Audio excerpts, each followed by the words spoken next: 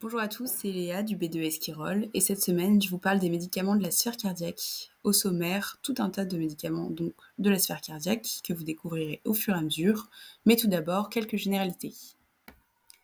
Je vais vous rappeler 3 définitions qui sont essentielles pour ce chapitre. Donc tout d'abord l'hypertension artérielle, qui est un phénomène observé en cas de systole supérieure à 140 mm de mercure ou en cas de diastole supérieure à 90 mm de mercure.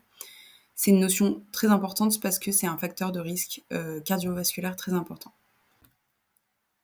Une définition maintenant de l'insuffisance cardiaque qui correspond à la capacité du cœur à adapter son débit aux besoins en O2 du corps. Donc on le classe selon ses symptômes. Le stade 1, c'est une insuffisance cardiaque sans dyspnée et sans limitation des activités. Le stade 2, c'est une légère limitation de l'activité, mais pas de gêne au repos.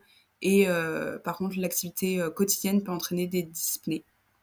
Au stade 3, pareil, sauf que la limitation, elle est beaucoup plus marquée pour les activités physiques.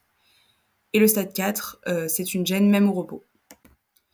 Dernière définition, l'angor, aussi appelée angine de poitrine, qui correspond à la diminution du flux sanguin vers le myocarde et qui est souvent due à une obstruction des artères coronaires, qui entraîne donc une inadéquation des apports et des besoins en O2. Je vais maintenant vous parler des différents médicaments de la sphère cardiaque et je vous laisse voir sur ce schéma comment tout ça s'articule. Je vais tout d'abord commencer par vous parler des inhibiteurs de l'enzyme de conversion et des antagonistes des récepteurs de l'angiotensine 2. Ces médicaments utilisent le système rénine-angiotensine-aldostérone, donc je vais vous faire un rapide récap. Donc tout commence par le foie qui produit de l'angiotensinogène, qui est ensuite transformé en angiotensine 1 grâce à la rénine qui est produite par les reins.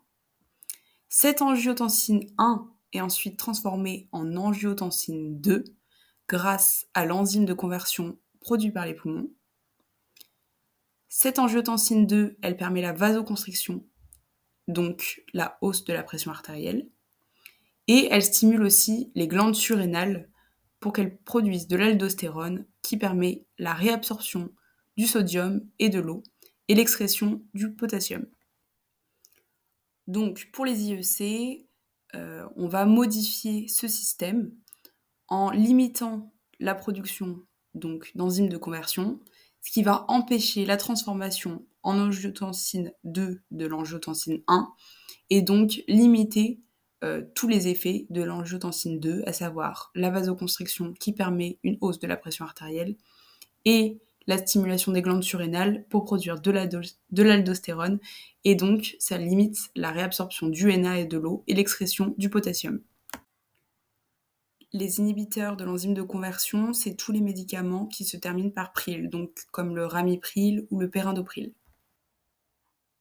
Les ARA2 suivent un peu la même logique que les IEC en coupant en fait la fin de la chaîne du système rénine-angiotensine-aldostérone, sauf que eux, ils agissent sur l'angiotensine 2. Donc, dans la même logique, tout ce qui en découle est impacté, donc moins de vasoconstriction, donc une moins grande hausse de la pression artérielle. On diminue aussi la stimulation des glandes surrénales, donc il y a moins d'aldostérone, donc moins de réabsorption du Na et de l'eau, et moins d'excrétion du potassium. Les ARA2, c'est tous les médicaments qui se terminent par sartan, comme l'irbesartan par exemple. Petit récapitulatif de ce que je vous disais juste avant, donc les IEC et les ARA2 n'ont pas le même mécanisme, mais ils ont les mêmes effets attendus, qui sont la diminution des résistances périphériques et la diminution de la rétention hydrosodée. Donc ils sont indiqués en cas d'hypertension artérielle, vu que ça baisse la hausse de la pression artérielle, en cas d'insuffisance cardiaque ou en post-infarctus du myocarde. Et pour rappel, les IEC, c'est tous les médicaments pril et les ARA2, tous les médicaments en sartan. Je vais maintenant vous parler des diurétiques, mais tout d'abord, voici un schéma du néphron pour vous remettre ça dans la tête. Donc pour rappel, le sang arrive par l'artériole afférente, puis dans le glomérule se forme l'urine primaire. Ensuite, l'urine passe par le tubule contourné proximal où est réabsorbée la plupart de l'eau et des ions et des éléments qui étaient dans le sang. Ensuite, dans la hanse de Henle, le rôle c'est plutôt de concentrer les urines. On continue le trajet jusqu'au tubule contourné proximal, où il y a la réabsorption du Na, de l'eau, et l'excrétion de potassium qui cette fois-ci n'est plus obligatoire, mais facultative et qui dépend de certaines hormones comme l'aldostérone et l'hormone antidiurétique, la vasopressine. Et enfin, dans le tube collecteur qui ne fait plus partie du néphron, hein, voilà, c'est vers ensuite les urtères. Donc il y a aussi une réabsorption de l'eau et du Na et une excrétion du potassium. Donc dans la famille des diurétiques, vous en avez plusieurs. Le premier, c'est le diurétique de Lens. Donc vous devez sûrement le connaître, c'est le Lasix furosémide en DCI. Il sert au traitement de l'insuffisance cardiaque et des œdèmes, puisqu'il baisse la volémie. Pas vraiment, ou en tout cas pas en première attention pour l'hypertension artérielle. Donc ce diurétique, il agit au niveau de la hanse de Henle, et le mécanisme, c'est qu'il inhibe la réabsorption du Na et du potassium. Donc ensuite, l'eau suit le sel, donc c'est un effet diurétique, et enfin, ça baisse la volémie dans le sang. Par contre, l'effet indésirable, c'est la déshydratation, vu qu'on retire l'eau du sang. Une hypotension artérielle, encore une fois parce qu'on diminue la volémie, et une hypokaliémie et une hyponatrémie, puisqu'on inhibe la réabsorption de ces deux composés. Autre type de diurétique, vous avez les diurétiques thiazidiques, comme les Hydrex, qui eux servent vraiment au traitement de l'hypertension artérielle et un peu moins à l'insuffisance cardiaque et aux œdèmes. C'est un peu le même mécanisme, hein, une histoire de réabsorption, excrétion qui est inhibée.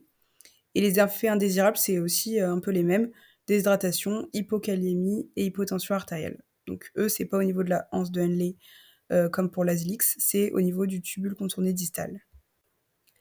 Et enfin, dernier type de diurétique, vous avez les antialdostérones, comme le spironolactone, qui eux, du coup, marchent au niveau du tube collecteur.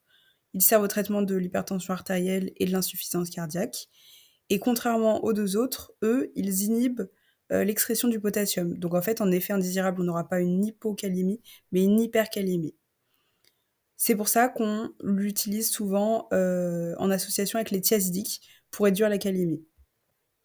Pour résumer un peu tout ça, les diurétiques sont vraiment très efficaces, mais ils ont aussi des effets indésirables qui sont importants et il faut donc surveiller ces effets indésirables.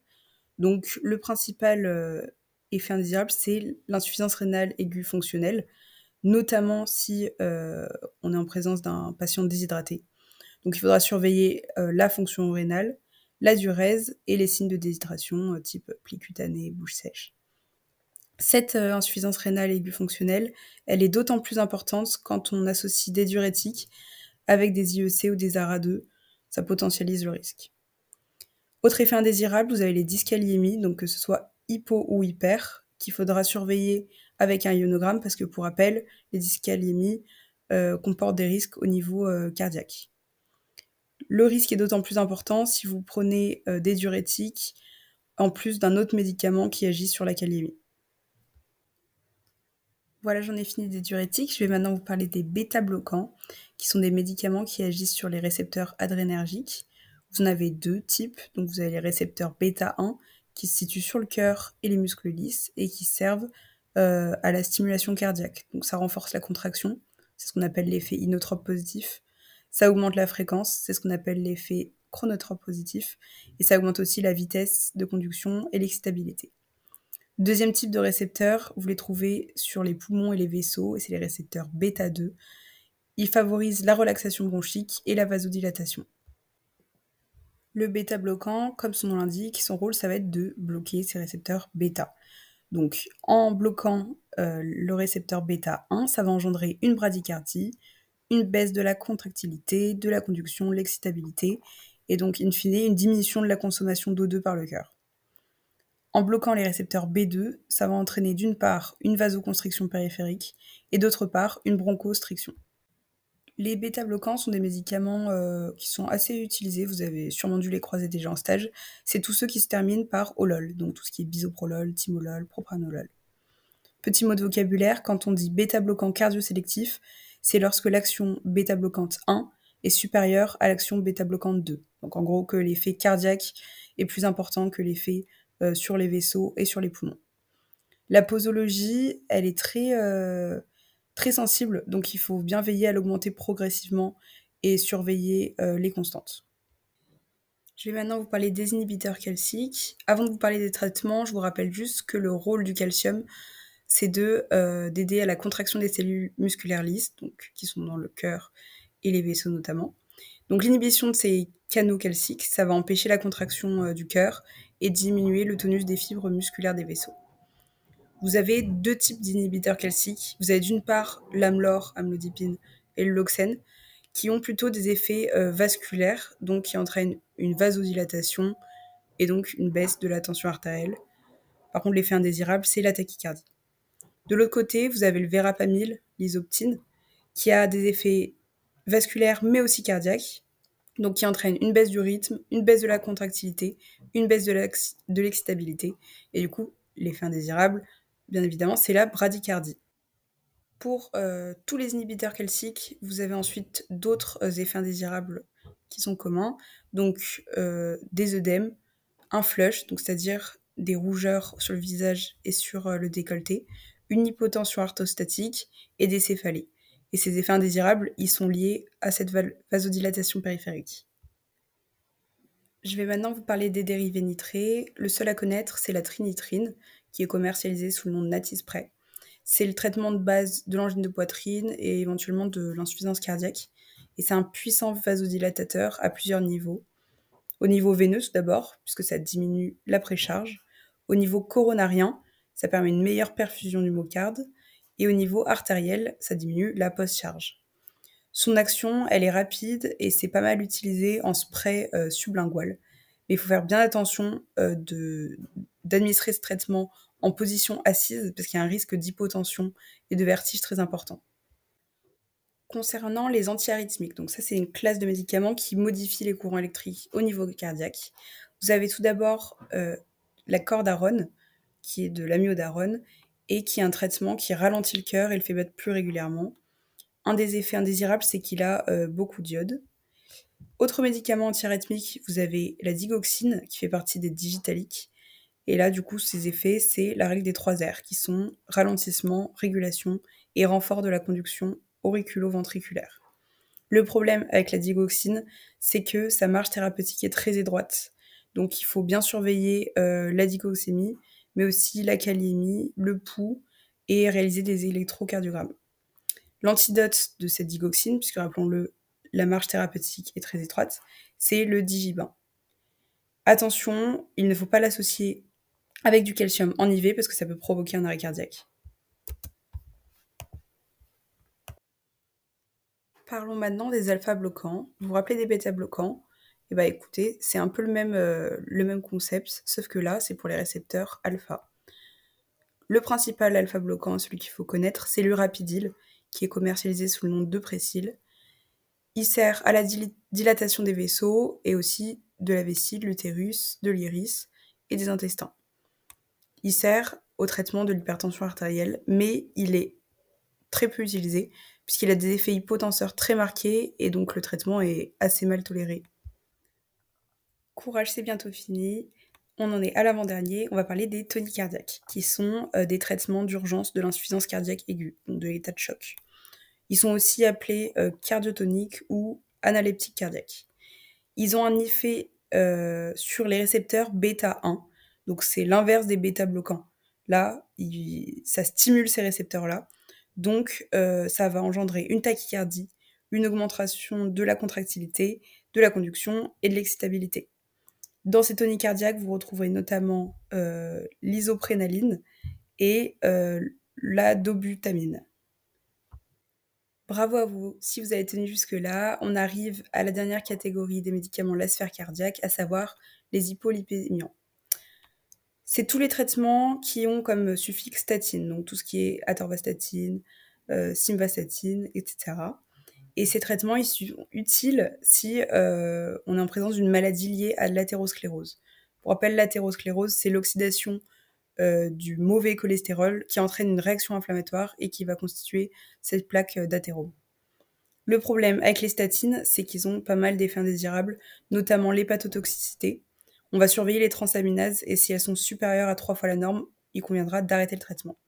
Ça entraîne aussi des myalgies, en augmentant la CPK sérique. Merci de m'avoir écouté, j'espère que ça a été clair. Si vous avez des questions, n'hésitez pas à m'envoyer un message sur l'Instagram du tutorat. Comme toujours, je vais vous mettre un partiel blanc, mais avant ça, je vous laisse le lien pour le G-forme de satisfaction. S'il vous plaît, si vous pouvez prendre 30 secondes pour le remplir, ce serait hyper utile pour pouvoir m'améliorer. Et puis je vous laisse avec le lien vers les réseaux sociaux du BDE. À bientôt!